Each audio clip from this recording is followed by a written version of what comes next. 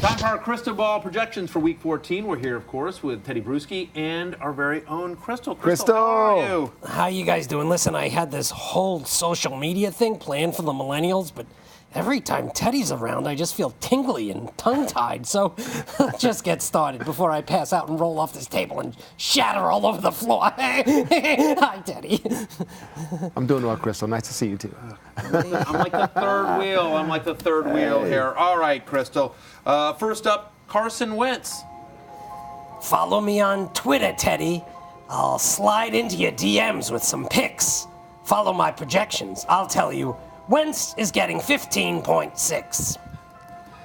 Teddy, you don't strike me as the sliding into the DM type, my friend. I DM before Twitter. Crystal, you got a Twitter account, huh? Yeah. I'll check it out. All right. So while we're doing that, what do you think about Carson Wentz playing the Dallas Cowboys this week? I got a good feeling about Wentz, so Okay. I'm going to take the over on Wentz because I just keep, judging by what I saw last week, Matthew, he continues to extend plays.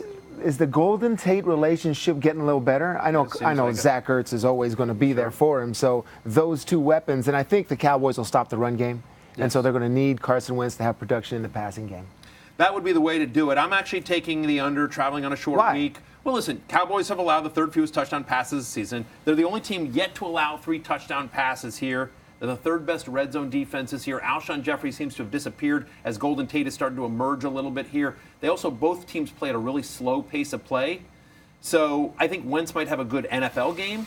I'm not convinced he has a huge fantasy There's day a big here. difference. Yes, So, NFL game to fantasy correct. game. Yes, so I'm going to take the under on with you. All right. 15.6 in fantasy. All right, Crystal, let's go with somebody playing in that game, Amari Cooper. I swipe right so much, I'm developing a callus. I see 14 points developing for Amari from Dallas. Wow. 14. How do you swipe right, Crystal? You don't have any thumbs. Make your predictions, please. All right, what do you see for Amari Cooper in this one, Teddy? I'll swipe right, too, and I think it's going to be the over on Amari Cooper. I'm seeing Amari Cooper with a big play off of play action, maybe a couple big plays. Zeke rushed for over 150 the first game against this Eagle team, so they're going to be wanting to stop that run. They focus on that. Yeah. Which it'll still have some success, I think, but then Amari Cooper on the big play action plays. Big day for him. Over. What are you thinking? I'm taking the over as well. Since joining Dallas, he's got a 25% target share. He's had at least 8 targets in 4 or 5 games. Remember when they played the Eagles in Week 10? Got 10 targets in that game. He's even become more involved in this offense here. 9 different wide receivers, Teddy, have scored over 18 fantasy points against the Eagles. That secondary so beat up, so struggling. Again, they're traveling on a short week. So, give me Amari Cooper. Yeah, the trade. The trade. They made the trade. No one's talking about that first-round pick anymore, is it? Right. Nice trade by Jerry Jones. Everyone always complains about draft picks, and it always no one's talking about what they gave up for Trubisky anymore, right? Right. I mean, it's absolutely. Just, once you perform on the field, no one cares. It doesn't matter. All right, let's go to the Monday night game here, Crystal, and Kirk Cousins. When Teddy puts pics on Insta, you know Crystal is liking. No inspirational quote here, just 17.6 points for Kirk, the Viking.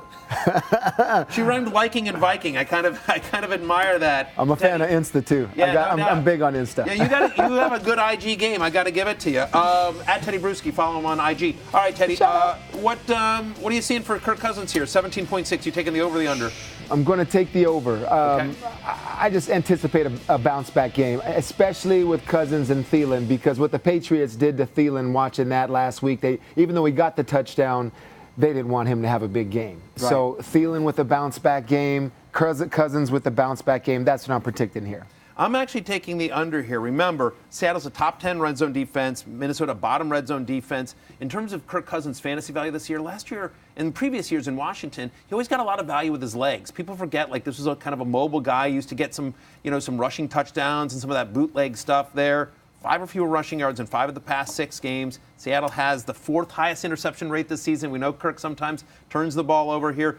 Games in Seattle, primetime game. I think that defense gets up on Monday night. That's a team that feels like it's heading in the right direction. And the Vikings feel a little bit I was disappointed by how much Everyone's doubting them. Everyone's doubting the Vikings. I think Kirk Cousins can possibly have another one of those sayings, one of those outbursts after the game because he loves proving people wrong. You like that game? You like that game. We will see how it plays out on Monday night. All right, Crystal. And finally, Spencer Ware of the Chiefs.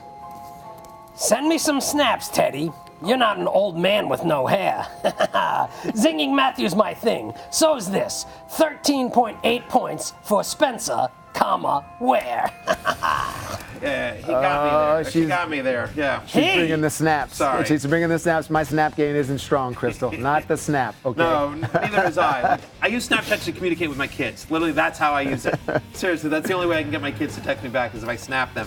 All right, Teddy, what are you seeing about Spencer Ware here against the Ravens? Spencer Ware, I love the Ravens defense, and what I love about him is how they defend multiple options of a play in terms of. So I watched them against a team earlier this week about jet sweep, play action, zone run the other way. They had everyone there. I think they'll stop Spencer Ware. They'll be good against the run game. That'll be their first priority. So I'm going to go the under for Spencer Ware. I agree with you. I'm taking the under here as well. Listen, if Tedy Bruschi likes a defense, I'm paying attention. And since they're Week 10 bye, the stats back you up here, Teddy. Baltimore giving up under 40 rushing yards per game to opposing running backs. Running backs are averaging just 2.6 yards per carry against the Ravens in that stretch. And you think about just sort of the fantasy point projection here. The only running backs this year to get over 16.2 points against the Ravens, James Conner, Christian McCaffrey. I like Spencer Ware for the season, but I don't think he's in their stratosphere just yet. I just love being backed up by stats, Matthew. Yes. There you go. Thank you, Teddy. Thank you, Crystal. Thank you, Crystal. You're very welcome, Teddy. All right, I'm going to let you guys get to DMing. For all the latest fantasy football news and analysis, you can binge watch all the episodes of the Fantasy Show right now on ESPN+.